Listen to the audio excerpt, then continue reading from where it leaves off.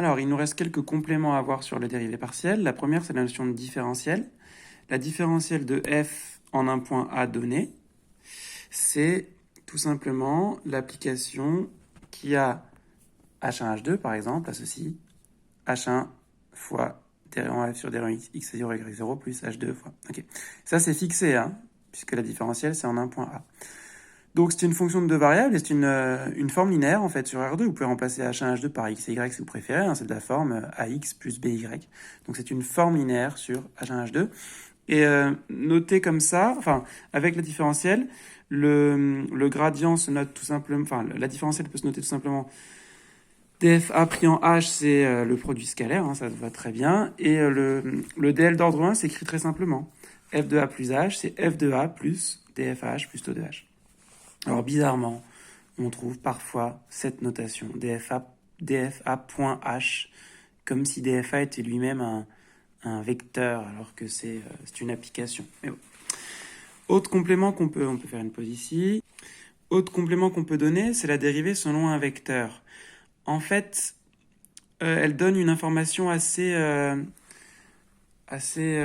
intuitive.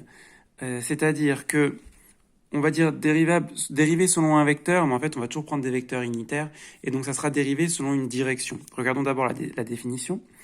On va prendre la fonction, on va fixer un vecteur u, et je vais prendre la fonction qui a t à ceci, f de a plus tu. C'est-à-dire que je m'éloigne de a selon le vecteur u. Alors, la dérivée, si elle existe de f en a selon le vecteur u, c'est la dérivée de cette fonction en 0. Autrement dit, si je reviens au taux d'accroissement, la limite de f de a plus tu moins f de a sur t. Sauf que si u je le note alpha bêta, ça me donne ça. Alors, première remarque, regardez la dérivée partielle de f par rapport à x en a, ça revient en fait à dériver selon quel vecteur? Je vous laisse répondre à ça. Bien entendu, hein, vu que vous avez y0 que vous laissez constant et c'est x0 plus t, c'est tout simplement par rapport au vecteur 1, 0. Et ici, par rapport au vecteur 0, 1. On se rend compte que les dérivées partielles ne sont que des cas particuliers de dérivées selon les vecteurs. Et on a une expression simple de la dérivée selon le vecteur u par rapport aux dérivées partielles. Si u, c'est le vecteur alpha bêta, eh bien, la dérivée selon le vecteur u au point A, ça sera le produit scalaire delta nabla f a scalaire u, tout simplement alpha d1 f sur d x en a plus bêta d1 f sur d en a. Alors, c'est pas complètement au programme, c'est pas clair, mais c'est un exercice qu'on peut vous demander à partir du moment où on vous a donné la définition. Je vous laisse le faire. C'est assez simple, je vais utiliser le DL d'ordre 1 puisque f est C1. Donc, f de x0 plus t alpha, y0 plus t bêta, c'est f de x0 plus y0, et je m'éloigne un petit peu, donc plus t alpha, ça représente h1, hein. T alpha, d rond f sur d rond x en x0, y0, plus h2, c'est t bêta, d rond f sur d rond y en x0, y0.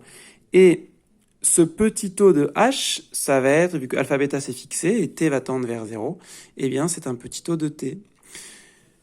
J'avais appliqué ma définition, donc ce taux d'accroissement là, donc il faut encore que j'enlève f de x0, y0. Eh bien, il va rester, voilà, ici ça va partir. Et comme je divise aussi par t, donc ici ça va partir, le t va partir, et puis petit taux de t, ça va se transformer en petit taux de 1. Et du coup, quand je passe à la limite quand t tend vers 0, eh bien j'ai bien que ce quotient a une limite qui vaut ceci, puisque le taux de 1 tend vers 0. Ok, alors, pourquoi c'est pas inintéressant? Ça va exprimer comment varie f selon la direction. En particulier, c'est dans la direction du gradient que la variation de f est maximale. Regardons, il suffit de rappliquer la formule.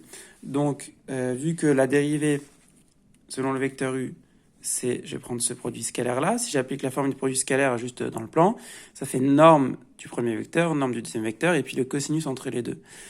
On prendra toujours U unitaire pour pouvoir comparer des choses comparables.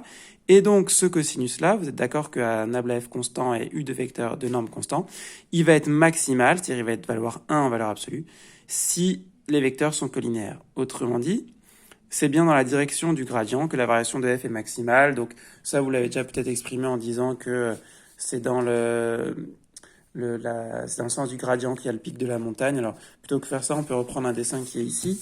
Si vous imaginez que ça représente votre montagne, ben, si vous êtes en un point ici, eh bien, c'est dans la direction du gradient que vous allez avoir votre pic. Il se trouve que le gradient, vous savez le calculer, hein, il est collinaire à xy, et donc c'est bien, quand je suis à un point là, c'est bien selon le vecteur xy que j'ai le pic. Bien sûr, c'est local, c'est-à-dire que s'il y avait un petit pic ici, ça donnerait la variation du petit pic. La variation, c'est local. Ok, on fait une petite pause. Et là, on va passer très vite, on va juste généraliser les notions à plus de 2 variables. Pas de problème. S'il y a plus de p variables, la dérivée partielle, ça va être le taux d'accroissement de la ième application partielle, pas de souci. Ensuite, les fonctions dérivées partielles, on peut faire un petit exemple, je vous laisse faire l'exemple 14, une petite pause. Il y a 3 variables, ça ne nous pose absolument aucun problème. Toutes les fonctions, la fonction admet des dérivées partielles en tout point de R3, et donc si je dérive par rapport à x, j'ai gardé y et z constants. Alors lui, il va partir, mais par contre, z était en facteur, donc 2x sinus z, 2y sinus z, et par contre, si je dérive par rapport à z, x plus y2, ça va être une constante, et cosinus z, aucun souci. Le gradient, bah, cette fois-ci, ça va être un vecteur à p coordonnées. Une fonction va être C1 si les dérivées partielles existent et sont toutes continues. Le dl d'ordre 1, qu'est-ce qui va devenir? Eh bien, le h1 des ronds f sur des ronds x plus h2 des ronds f sur des ronds y, et bien évidemment, il va falloir rajouter les autres. Donc, somme des hi des ronds f sur des ronds xi en a, toujours plus petit o de h. Si f est de classe C1, f est continu sur U, pas de problème. La différentielle, pas de problème. Et puis, pour finir, quelles sont les opérations sur les fonctions de classe C1? Aucun problème. Dérivée d'une combinaison linéaire, dérivée d'un produit, dérivée des partiels, à chaque fois partiel, de 1 sur f si f ne s'annule pas, aucune surprise. Voilà. Et donc, on va s'arrêter là. On a bien tout défini, travaillé autour des dérivées partielles et des applications de classe C1.